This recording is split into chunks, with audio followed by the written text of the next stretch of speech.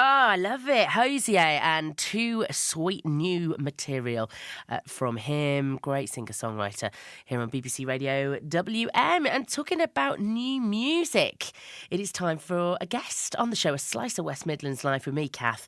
And today my guest is Antonella Gambotto-Burke. She was born in Australia. She's lived in the UK, though, for a long time, including now she lives in Wolverhampton. And she told me a bit about what brought her to the West Midlands. She's an author, she's a journalist, she did a lot in music journalism at one point, and most recently she is a singer and a songwriter. She's in a band called Mama featuring Antonella. Here's a clip of one of their new tracks. It's called Morning. There's no morning, there's no morning without you.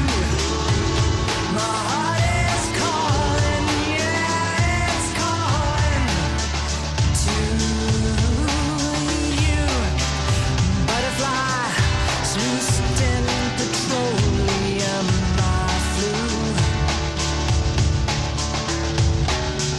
through glitter of saltwater dawns. It's good, isn't it? I really like it. It's got sort of vibes. I think it's got sort of 90s vibes a bit, but it also sounds really, really modern as well. That is Mama featuring Antonella, and Antonella Gambotto-Burke is my guest today. She has recorded this. She came into the studio complete with the best hat I have literally ever seen in my life, and she told me at first why she refers to that headpiece as her landmark. Because I wore it the first time I met Gavin, who is in the band, Mama featuring Antonella, and he writes all the music and does all the production, and I write all the songs. And I wear this hat everywhere. It's my hiding hat. Is it a shield? Yeah, I think it is actually. And this one I bought about 2 years ago, and it's this enormous faux fur fox hat. You're not originally from the West Midlands, right? I am not. I'm actually Italian via Australia, but I emigrated here with my daughter. I'm obviously a single mother.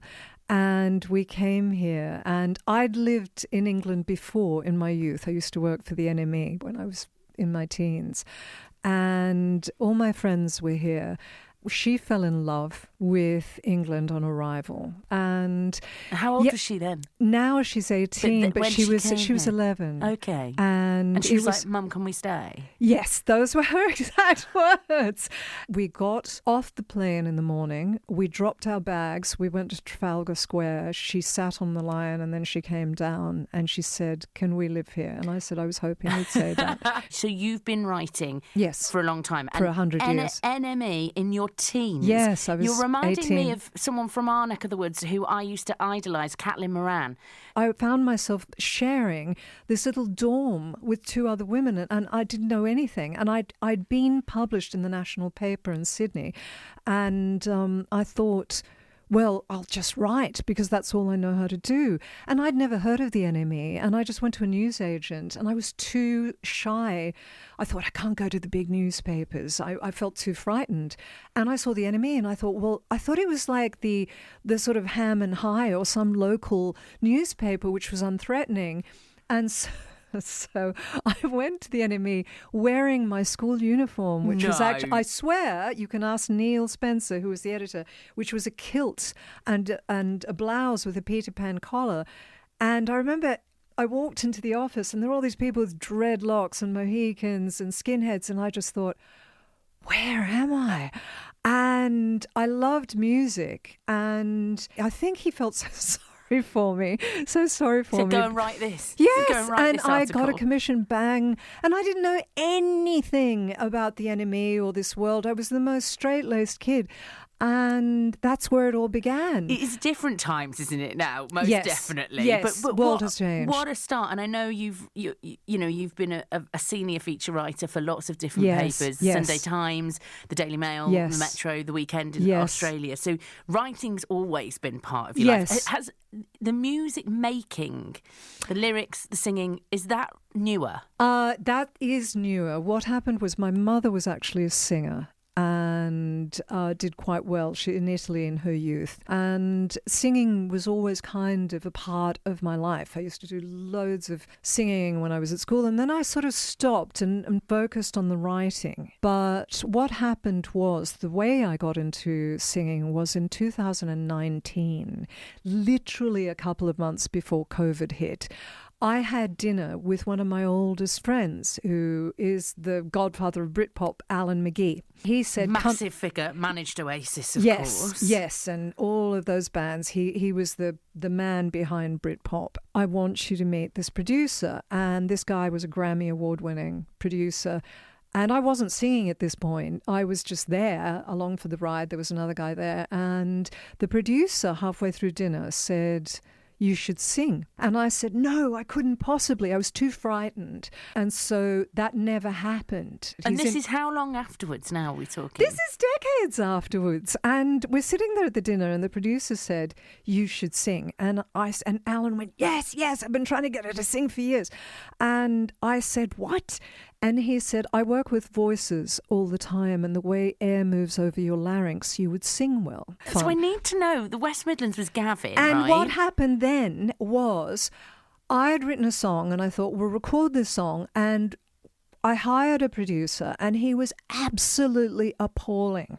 A dreadful guy. I won't mention him by name. And I just was so depressed after this. And I played it to a friend of mine who was a producer abroad, and he said, "You can't possibly put this out." He'd left the speakers on. There was background noise. It was a mess. And I just thought, I'm an idiot. Why did I ever think I could do this? I can't do this. I have no experience in this. I'm a fool. I'm not going to do it. And that's when I stopped posting on Instagram for a few days. And my friend, the record company guy, wrote to me and he said, "I haven't seen your posts. What's wrong?" And he said, "You need a producer." And he said, "Go and see Gavin Monaghan. He's worked with Robert Plant. He's got 30 gold and platinum records and the rest of it."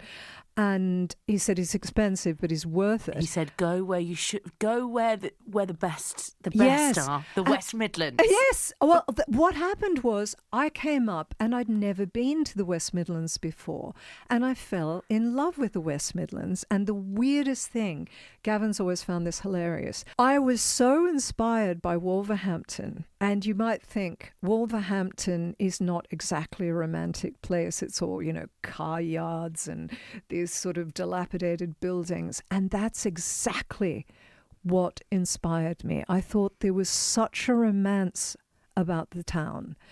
And, well, a city, actually. And it was so romantic in a strange way. The canals, the feeling of the city, the cars everywhere. And in fact, the first song on the album is Commercial Road, which is the road that runs through Wolverhampton, because it was about the first time I saw Gavin, because the cab driver got completely lost and we couldn't see, because the studio is in an industrial estate.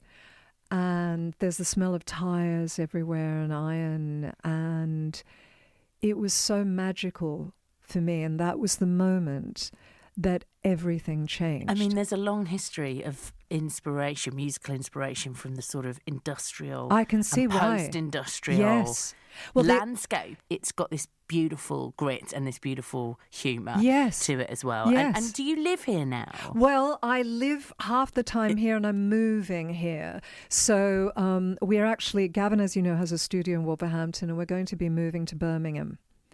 So we're sort of between the two places, but I'm kind of here most. You're in. Yes. You are fully in. And Yeah. I mean, you must be so chuffed, with the album and with having made it after having had so many doubts for so long that you It could was do terrifying. I remember one it. night. Are you proud now, though? I don't. You make me cry. I'm serious, because I remember one night I just started crying because everything was so. I didn't know what was happening or where I was going to go, because I escaped a very bad divorce and it was very traumatic, and I arrived here and I didn't have work, and I was like working all the time trying to find work, Feeling lost. Yes, I was feeling completely lost, and this whole world suddenly opened up. And But then you found the relationship. You Yes, found found- this new sort of reason for being and Yes. purpose. Yes, and that's joy. And it's all here in the West Midlands. Yes, that actually sounds ridiculous, but No, I love it. Wolverhampton has been, for me, and I've travelled the world, Wolverhampton, of all places, for me has been the portal to joy. Ah, you can't say fairer than that, can you? Anyone else has Wolverhampton as their portal to joy? It's beautiful. It's a beautiful idea. Lovely to speak to Antonella Gambotto-Burke, who is in this band, Mama featuring Antonella. They've got new music out soon. BBC Radio